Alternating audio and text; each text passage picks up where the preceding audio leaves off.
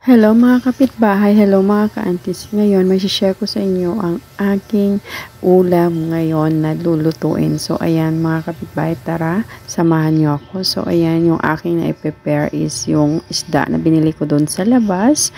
So, ayan, sariwang-sariwa po yan at mabuti na lang yan na po yung last at naabutan ko pa.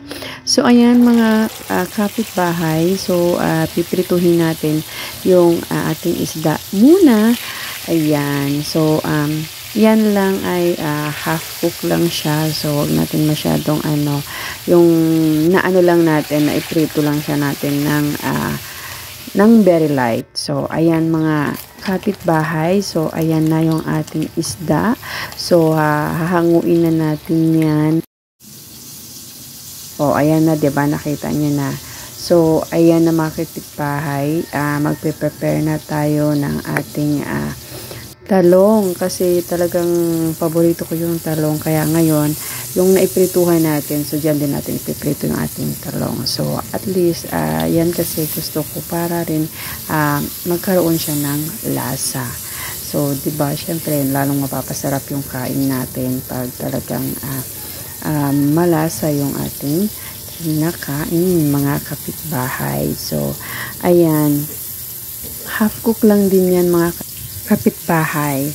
So, ayan, and then maglalagay din tayo ng ating mga onion, tapos yung ating bawang, at syempre, luya, pangpawala ng lasa. So, ayan na mga kapitbahay, igigisa na natin for the meantime, yung ating mga sibuyas, at syempre, yung ating luya, at yung bawang. So, isabay-sabay na natin yan mga kapitbahay para syempre isahang luto na lang, 'di ba? So, tipid sa oras.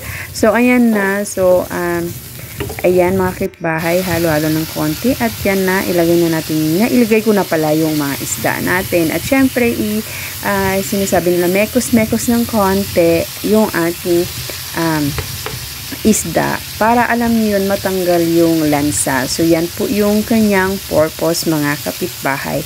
At syempre gusto ko rin i-fry ng very light din yung ating sili. Syempre ayan, taka dagdag lasa talaga, at yung talagang yung alam mo yun, yung mapapasarap ka talaga ng kain mga kapitbahay. So ayan na, ilalagay na natin lahat ng ating mga ingredients. So at syempre mga kapitbahay, ilalagay na natin yung ating mga secret ingredients. So ayan, so siguro alam nyo naman yan mga kapitbahay. So at syempre hindi rin, ito yung pinaka main natin is yung gata.